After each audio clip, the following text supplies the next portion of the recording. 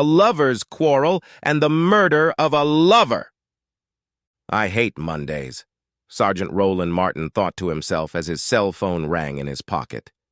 He hadn't even had a chance to take the first bite of the 3 chocolate cake donuts he'd bought at Dunkin' Donuts during his first coffee break of the week before the damn phone rang. Seriously, did someone die? It was. Dead body at 1492 Sumner Avenue, Raleigh, Lieutenant Steve Gray said dryly. Dispatch called the unit to locate an open front door, and when the patrolman went inside, he found a dead body. You might want to finish those donuts, I know you have, because the guy was a rookie, and this was his first dead body. He was sprawled in pieces all over the fucking carpet right next to, and down the hall when he tried to run out the door so he wouldn't ruin the crime scene twice. Oh, and also on the porch. Kid's got a bigger mess on his hands than the killer. Thanks for the warning, Lieutenant, Raleigh said in disgust. Leslie Bingham, listening to the conversation, was shoveling half a Boston cream donut into her mouth. For the 1,000th time, Raleigh noted how much his partner resembled his wife's younger sister. We're done, and I wouldn't bother finishing off the leftovers. Drop the brownies, and I'll get the coffee. I'll meet you in the car, and I'll fill you in. 2 patrol cars were parked outside the house with their headlights on when 2 homicide officers pulled up. One of the 4 patrolmen was half sitting in the passenger seat of one of the cars with his face tucked into a vomit bag. Tell this guy he'll owe me for dry cleaning if I soil my clothes with his vomit, Raleigh said to the 2nd patrolman standing nearby. Carefully stepping over the pile of vomit on the porch, Raleigh and Bingham cautiously entered the house and headed toward the bedroom where the body had been found. There were 2 other patrolmen in the bedroom, both holding handkerchiefs to their noses because of the stench coming from the vomit. The victim was McAllister Leonard, a 28-year-old unmarried artist who had lived in the house for about 2 years after moving here from Portland, Oregon. 1 shot to the back of the head. Looks like a .22 caliber, close range. Looks like someone the victim knew and trusted, said the senior patrolman on the scene, Sergeant Bill Ford, an experienced cop who knows his job, Raleigh thought. It didn't look like anything had been taken. His wallet was on the dresser, the TV was intact, and nothing seemed to be missing. Yeah, now if you don't mind, we're going to go out and get some fresh air. Give us a call if you need anything else. Raleigh nodded, and Bill Ford and the remaining policeman quickly scurried out the door. Bingham began taking pictures of the crime scene while Raleigh wandered around the house. He was somewhat surprised to find 2 kinds of shampoo and 2 kinds of conditioner, male and female, in the shower stall. In fact, he absent-mindedly noted that 1 set of shampoo and conditioner were the same products his wife used. A woman has definitely stayed here from time to time, he shouted to Bingham when further searching in the bathroom cabinet drawer revealed a woman's hairbrush and a bottle of White Shoulders perfume. Probably an older woman, judging by the perfume. I'm buying this for Sandy, and the girl at the store told me that almost no one under 40 buys them. He took some of the blonde hair off the brush and put it in a plastic bag for DNA testing. He put the brush in another bag so the lab could check for fingerprints. Raleigh had been on the job for 22 years and was good at what he did. His instincts led him back to the bedroom where he began checking various drawers and the closet. He noted that one of the drawers contained several items of women's underwear, and the closet contained several items of women's clothing that would be enough for several days of cross-dressing. There was an ugly yellow tracksuit, similar to the ugly banana-colored one his wife sometimes wore around the house before she finally got rid of the suit to end her husband's frustration. Raleigh didn't move for about a minute and realized he had stopped breathing when he looked at the tracksuit. He reached into his closet, pulled the suit off the rack, and was scrutinizing it when Bingham interrupted his musings. Whoever she is, she doesn't have good taste, Leslie said. Yeah, whoever came up with that should be punished, Raleigh joked quickly to hide his thoughts. Raleigh put the suit back in the closet, noticing that it was the same size his wife was wearing. He felt the hair stand up on his arms. Maybe you need to step outside for a few minutes too, Raleigh. You look white as a ghost, Bingham said. Yeah, that's a good idea. I'll be back in 5 minutes. Watching carefully where he stepped, Raleigh walked outside, his brain thinking in 18 directions at once. He was sure that what he saw in the house was the end of his 27-year marriage, though he was thinking clearly enough to check for fingerprints first.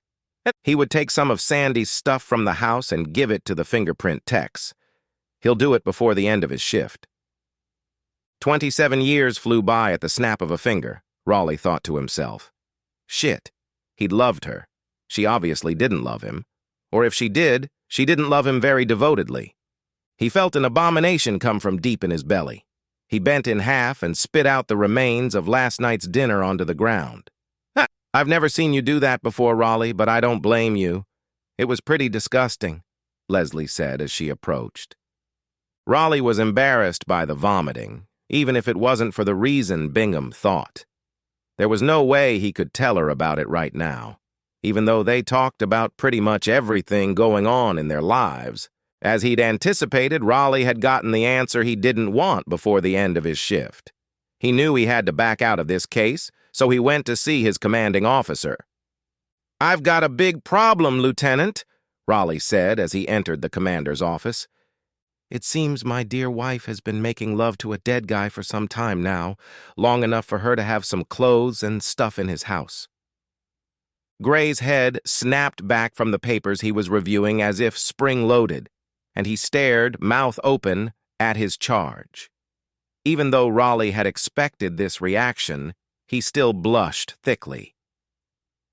I compared the fingerprints on the comb I'd found at his house with the stuff from the house that had Sandy's fingerprints on it.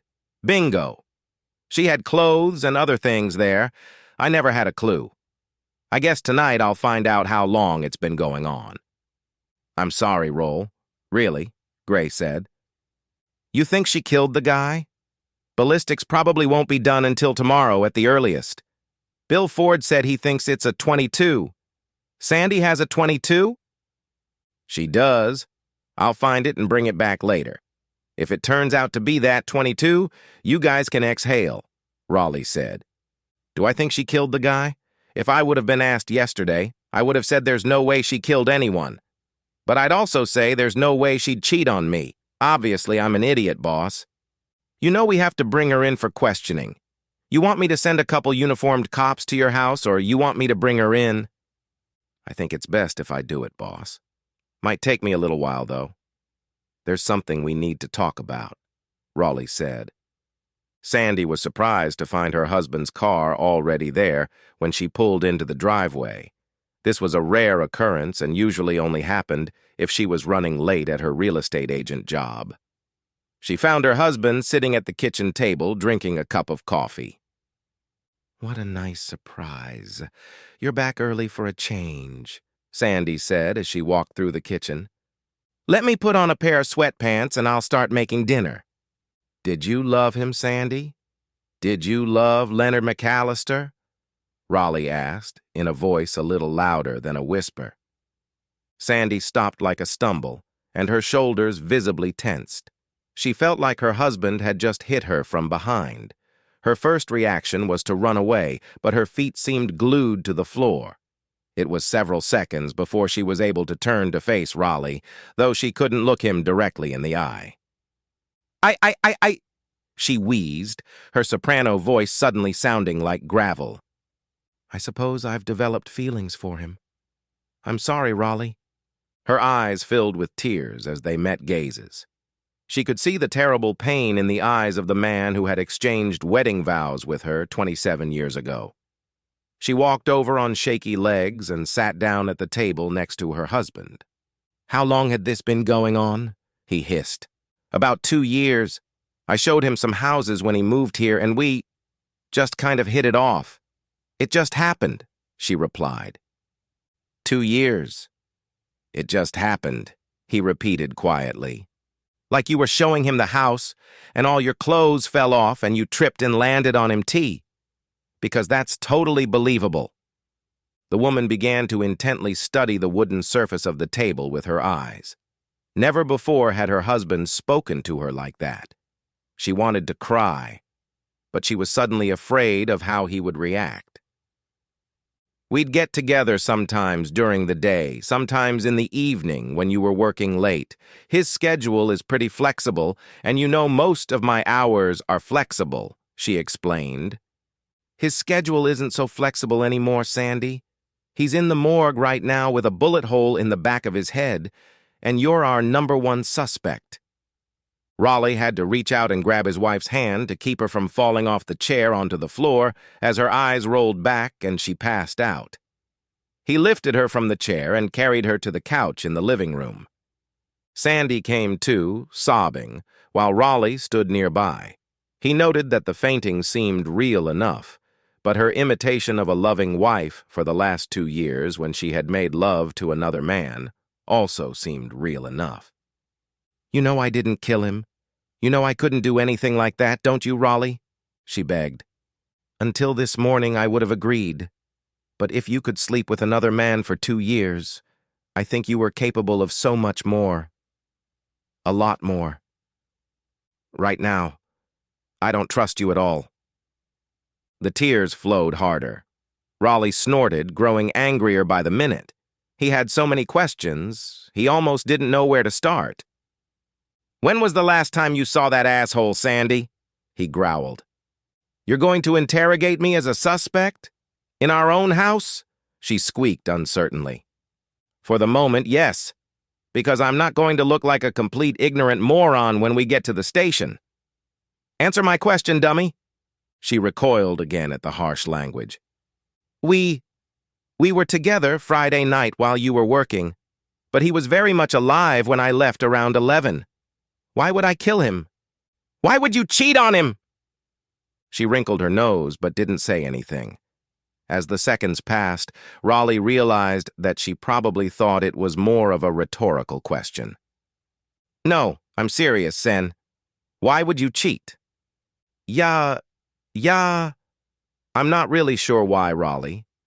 The kids were gone. You were working crazy hours. I was starting to feel like I was getting old. One day he came into the office looking for real estate. He was handsome and sweet, and he started flirting. I should have put a stop to it, but I guess I was so flattered that a man only a little older than our kids wanted me. We spent several lunches and dinners and looked at houses, and when we found a house that he fit, we celebrated in the bedroom. Somewhere in the back of my mind I knew it was wrong, but it still felt so right. It was almost like it was separate from you and me, and it kind of stayed that way. And you know, he was a young guy, so most of the time we were able to do it twice every time we got together for a few hours. "That's enough. Where's your 22, baby?" he asked hoarsely. "Where I always keep it, on the top shelf of my closet, under a couple of scarves." "You know it?" she wheezed. "Sit down. I'll get it," Raleigh said, rising to his feet. He returned a minute later with a gun wrapped in a plastic bag. She looked surprised. "What did you—" she started before he interrupted. "It's been fired recently. What the hell?" he shouted. Her mouth opened, but she couldn't speak. "Get in the car, Sandy. We gotta go. Call Bob Litcher on the way there." Sandy sat in the passenger seat as Raleigh drove to the police station. She could feel the rage coming off him in waves. "You have clothes and toiletries at his house," Raleigh hissed after about 10 minutes of silence. "Were you ever planning on leaving me for him? You furnished his kitchen and living room just like ours." "I hadn't thought of that at all." "Honestly," she said quietly. They drove the rest of the way in silence. When Raleigh turned off the engine, he looked at his wife again. "One more thing I need to know, baby. Were there others?" She couldn't get a word out but shook her head. Raleigh took his wife to the commander and then left. "Wait. Where are you going, Raleigh?" she asked. "He's off the case now, Sandy. You're a suspect, so he can't be involved," Latane Gray said. "But you know me, Steve. You know I'm not a killer," she pleaded with her husband's boss, part-time old friend. "I'm sorry, Sandy. Call your lawyer right now. Then Detectives Polson and Zambrano will take you in for questioning. They won't ask you anything until your lawyer gets here, Gray said. Raleigh accounted for his time all weekend, including a few hours Sunday afternoon when he watched a baseball game with Gray and two other officers at Gray's home. During that time, Sandy was showing a house outside of town. Detectives who questioned Sandy soon discovered that the last statement turned out to be false. Sandy waited 2 hours for the people who had booked the showing to arrive, but all she got was 2 hours of reading the Sunday paper in her car while drinking coffee. By the time she got home, Raleigh was at Gray's house watching baseball, so she couldn't justify about 4 hours. "So you don't have an alibi for Sunday afternoon?" Zambrano said. "Did you even mention it to your husband?" She looked indignant, but shook her head in the negative. Unfortunately for Sandy, quick work in the lab had worked against her. The bullet recovered from the victim matched Sandy's gun exactly, and it was determined that Leonard had died Sunday afternoon, just at a time for which she had no alibi. By Tuesday afternoon, she had gone from being merely in custody to being arrested. Raleigh's life went from good to terrible in less than 48 hours. Although he didn't want to do it, he decided he needed to tell his kids what had happened. Both seemed upset that their mother had cheated on him, but neither of them thought their mother could actually kill her lover. They were upset that Raleigh wasn't 100% convinced that she wasn't a murderer. "Dad, it's Mom. You know better than anyone that she couldn't have killed someone," said the eldest, 24-year-old Jack. "Don't be petty, Dad." His 21-year-old daughter Ellie, a senior at Ohio State University, chastised him. "Sure, it's bad enough that she cheated on you, but you can't think Mom could have killed someone." Raleigh felt betrayed by his children's neglect of their mother's 2-year affair. Raleigh knew that legally he couldn't stop his wife from returning to their home after she posted bail, but he had moved all her clothes to the guest room while she was in jail. He considered moving to the guest room himself for a moment, but decided he would stay in his bed and make his cheating wife sleep elsewhere. "You're the one who had a lover, and I can stay in my bed," he said irritably, when she started to challenge his decision. The couple lived separately in the same house, hardly speaking or eating together. Sandy's attempts to apologize, in a way, went unheeded. "I apologize for everything, Raleigh. I really do. I still have feelings for you," Sandy once said. "You're only sorry I found out," Raleigh replied. "You slept with him for 2 years. You deceived me and lied to me for 2 years. You fell in love with the guy, for God's sake. How can you possibly care about me, feel sorry for hurting me? I may have been an ignorant, gullible fool, but I pulled my head out of my ass. You can't do to me what you did and still tell me you have feelings for me. Other than pity, maybe. I have no idea if you killed him, but you sure did it to me, you cheating asshole." At Sandy's request, the kids came home for a couple weeks. They were shocked by their father's cold treatment of their mother. "Dad, Mom is about to be tried for murder, and all you can think about is that she cheated on you," Ellie said sharply. "I think you should put off cheating until after the trial and then worry about your marriage. She could go to jail for a long time, Dad. Doesn't it bother any of you that the guy she cheated with is the guy who was murdered? I can't get past that. She cheated on me for 2 years. She kept clothes in his house. She loved him. And it really looks like she killed him. Lovers quarrel? I don't know, but her problem with him is also her problem with me. I'm supposed to blindly support her after she's been having an affair for the past 2 years? Hell, if he hadn't been killed, she probably would have left me for him at some point. And we're not even going to talk about the cost of a murder trial. At least it'll reduce the amount I'll have to split with her in the divorce. The cost of a lawyer. God, Dad, who knew you were such a selfish pig? Jack yelled at him. It's not about the money. It's about everything. The betrayal, the lies, the deceit, her lovemaking. That she slept with another man for 2 years because he said nice things to her when she was feeling old and vulnerable. My words didn't mean a damn thing to her, but this young asshole is sweet-talking her, and she's been sleeping with him for 2 years. Jesus, Raleigh said. A few days later, things were getting worse and worse for Sandy. Polson and Zambrano learned that Leonard had apparently had 2 more mistresses after he started dating Sandy. That gave her a valid motive for murder, although both had to admit that she seemed devastated when they told her of their findings. He wouldn't do that to me, she murmured quietly in response, and her eyes filled with tears. He loved me. He told me that many times. I told him I loved him. Raleigh came to a dejected halt when he heard her reaction to this latest news.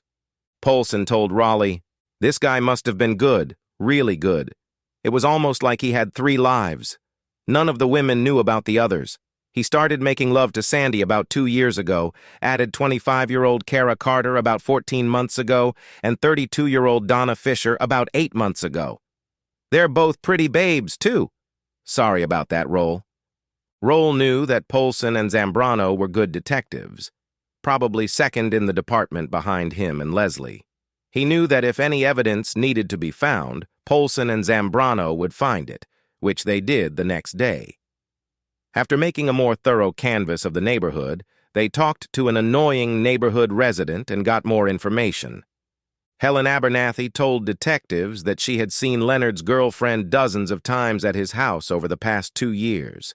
She was of average height, with shoulder-length blonde hair, a seductive body, and was pretty as far as she could tell from her home 3 doors down. The last time Helen had seen her at Leonard's house had been Sunday afternoon, just after lunch. The 2 detectives knew Raleigh's wife. Helen Abernathy's description of Leonard's friend matched her perfectly. What was new was that she had been at his house on Sunday afternoon, which coincided with the time of the murder. Although Raleigh was suspended and not involved in the investigation, Gray had included him in Polson's and Zambrano's briefings out of courtesy. Raleigh sat practically frozen in place as the pair recounted what Helen Abernathy had told them. "Damn," he whispered when the couple finished their report. She had motive, means, and opportunity. The other 3 men in the room nodded silently in agreement. "Although I had my doubts that she was actually capable of killing someone, this is really bad, gentlemen," he said. Under further questioning, Sandy again denied seeing Leonard on Sunday afternoon. "I told you I was waiting for clients to show up. They never showed up. I sat in my car and read for 2 hours before I left," she insisted angrily. "Then how is it that one of Mr. Leonard's neighbors saw you at his house on Sunday afternoon, a little after noon?" "She's mistaken. I wasn't there." "She knows exactly what you look like after seeing you for the last 2 years. She picked your picture out of a bunch," Zambrano said. "No, no, no, no, no, this can't be happening," Sandy shrieked. Sandy was terrified when she got home. Her lawyer had explained to her what a murder conviction would mean, and unless the police suddenly found something that pointed to someone else. "Seriously, Raleigh, I didn't kill that two-faced asshole," she wailed. "I didn't know he was cheating on me. You know I couldn't have killed—" She suddenly stopped ranting when she realized she had been doing the same thing lately. It was obvious that Raleigh no longer trusted her. She realized that she no longer deserved his trust. It didn't escape Raleigh that her appreciation of Leonard had changed from love to something much less when she found out she was just one of the artist's several mistresses. Love can be so fleeting, he thought to himself. Raleigh and Sandy had been living like strangers for months now, cooking their own meals, doing their own laundry, and rarely socializing. Even when the kids came to visit, Raleigh mostly kept to himself. It didn't take a genius to realize that Raleigh's relationship with the children had deteriorated almost to the point of breaking down as they kept telling their father that he needed to accept their mother's infidelity and support her unconditionally during the trial. "I hope you two never have to experience that feeling of heartbreak," Raleigh told the children during one spat. "I gave her everything for 27 years, At some point, my love wasn't enough, and she found someone else. Only apparently she couldn't figure out how to tell me. Or get rid of me. Or get rid of me. The wheels of justice turned slowly, and it took about 9 months before Sandy's murder trial began. That said, it was only 5 days before the jury returned a guilty plea. Sandy sobbed uncontrollably in the courtroom. A few rows behind her, Raleigh sat impassively. It had been a lifetime since they had both said yes in a small church in front of about 100 people. What went wrong? He thought to himself. I thought we'd grow old together, rocking grandchildren, maybe even great-grandchildren in our laps. Did I ever really know her? Sandy was the cutest little girl he'd ever laid eyes on when he spotted her one Saturday night after a late-night binge during his senior year of college at the Greasy Spoon Taco Diner. It was the kind of place you could go to get rid of a devastating hangover the next morning. She had long blonde hair, and it really emphasized her skinny jeans. Considering his vision was a little blurred from the amount of alcohol he'd consumed, he knew he needed to get closer to see if she really was as beautiful as he thought she was. Wow, you really are gorgeous, Raleigh said, cheekily looking the woman over from head to toe. I beg your pardon, Sandy Nesbitt said, turning to the obviously inebriated young man. The other 3 women she was with also turned toward the man, but none of them looked very happy. Oh, shit. Did I say that out loud? The young man asked with a shy, drunken grin. The girl to the right of the goddess approached the drunk and raised her hand threateningly. How about you leave before I kick your balls so hard that all your kids are handicapped? She barked at him. Because I told the truth about your girlfriend. She's your girlfriend. I'm sorry. I didn't mean to hurt you, Raleigh said, swaying. What? No, she's not my girlfriend, but she is my friend, and you're just being a rude drunk. Now go away.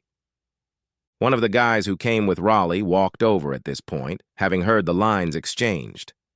I'm sorry. Is Raleigh bothering you? Whatever he said, he's sorry. He drank a little more than usual, said the friend. Wait a minute. I'm not that drunk, Raleigh insisted.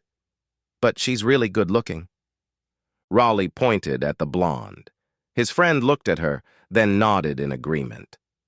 Yes, that's true, but we should go, he said. I'll leave, but I need to get your phone number, Raleigh said to the blonde woman. The blonde-haired woman eyed the young man. He was over 6 feet tall, seemed trim and handsome with bright blue eyes. She thought for a moment, then motioned for Raleigh to hold out his hand.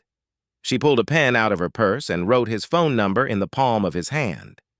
I'm never washing this hand again, he muttered inaudibly. Well, at least not until you call her first, his friend added. Sandy wasn't sure if Raleigh would even remember talking to her, so she was a little surprised when he called her the next day. Although he hadn't made much of an impression on her the previous night, she remembered that he seemed to have a drunken crush on her. She had confided in her friends the night before that she thought he was cute, and frankly, what girl could resist a cute guy who was willing to make a fool of himself while impressing a girl? She agreed to a date the following Friday night. They got close on their 4th date. They got married about a year later. They had their ups and downs like any couple, but Raleigh never suspected his wife was unhappy with him or their marriage. He wouldn't be happy if she said she wanted a divorce, but at least it wouldn't be cheating, and she wouldn't have to cheat on him for 2 years, Raleigh thought.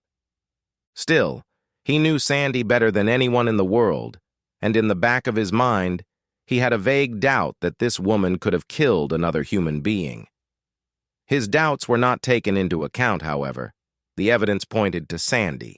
After what she had been doing to him for the past 2 years, he had decided to himself that he wouldn't lose a minute of sleep worrying about what was going to happen to her. As for Leonard, well, karma really is stupid. He grinned to himself.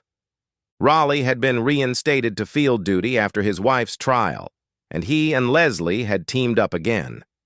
About a year later, they were sitting in the diner during their lunch break. Raleigh was watching Leslie chew on a bun when he noticed for the 1,000th time how much she looked like the woman who had become his ex-wife 4 months earlier. "Why did you kill him, Les?" Raleigh said a little louder than a whisper. Leslie never once lost her rhythm in her chewing. She figured it was only a matter of time before Raleigh figured it out, and she wouldn't disrespect him by playing dumb. "I was only going to hurt him a little bit, but then he started babbling and started talking shit about you. I gave him a chance to take a verbal shot at you and then took a second shot at him, for real." Raleigh decided that he and Leslie needed to finish this conversation in the privacy of his car. He waited about 30 seconds while Leslie began, stammering a little. "I found out that Sandy was cheating on you about 2 months before I broke up with him," Leslie said. "I was contemplating whether or not I should tell you. I knew it wouldn't be good for you or him. So I finally decided to confront the asshole myself. I was just going to try to scare him into stopping contact with her, but he didn't take the hint. Then he started making fun of you. Said he and Sandy used to make fun of her douchey husband all the time. He said he wasn't afraid of you and wasn't going to stop, so I shot him. Just like that. I used the spare key to your house that you gave me years ago to get Sandy's gun from the stash you told me about, too. I really wasn't planning on killing that asshole, but I wasn't going to use my own gun if I had to." "So was it you or someone you know who organized the Sunday show for Sandy that went off?" Raleigh asked. She nodded her head and gave him a sly smile. "Can I tell you something else?" Leslie asked. It was Raleigh's turn to nod. "I love you, Roll. I have for several years now. But I was never going to act on it until your stupid wife screwed up. Now, well, I'd like to be seen as a contender for the open spot in your bed and your heart," she said. Raleigh looked surprised. "You know, for a smart guy, you really are clueless, Roll." The two of them sat silently in the car for about a minute. "What now, Raleigh? Are you going to take me into custody? Or should I turn myself in to the police?" Raleigh was silent for a moment. "So let me see if I'm getting my facts right," he said at last. "The man who seduced my wife is dead. My cheating ex-wife is in prison for life, and the woman who loves me is sitting in the seat next to me. I'm fine with the way things are. Let's just keep this between you and me." Leslie smiled radiantly at Raleigh. He smiled back at her, started the car, and they drove off. "The end!"